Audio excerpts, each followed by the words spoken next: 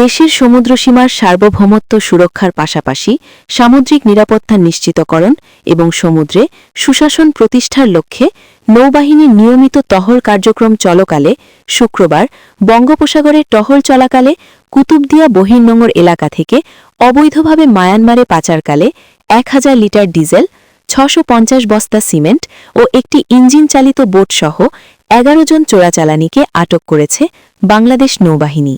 একটি পাচারকারী চক্র ইঞ্জিন চালিত বোটের মাধ্যমে সমুদ্রপথে অবৈধভাবে শুল্ক ফাঁকি দিয়ে মায়ানমারে সিমেন্ট পাচার করছিল। এ সময় বাংলাদেশ নৌবাহিনী জাহাজ শহীদ মহিবুল্লাহ কুতুবদিয়া বাতিঘর হতে 42 মাইল অদূরে সন্দেহজনক মাছ ধরার একটি বোট শনাক্ত করে। নৌবাহিনী জাহাজ বোটটিকে থামার সংকেত প্রদান করলে বোটটি গতিপথ পরিবর্তন করে পালানোর চেষ্টা করে। বাংলাদেশ নৌবাহিনী জাহাজ শহীদ মহিবুল্লাহ ধাওয়া করে এফবি অঙ্কিতা অন্বেষা নামক বোটটিকে আটক করে। আটককৃত বোটটি তল্লাশি করে 1000 লিটার ডিজেল এবং 650 বস্তা বাংলাদেশি ডায়মন্ড সিমেন্ট জব্দ করা হয়। এ সময় চোরাকারবারের সাথে সংশ্লিষ্ট 11 জন সদস্যকেও আটক করা হয়। আটককৃত ব্যক্তিরা জানায় যে অধিক মুনাফা লাভের আশায় ডিজেল ও সিমেন্টগুলো মায়ানমারে পাচারের উদ্দেশ্যে নিয়ে যাচ্ছিল।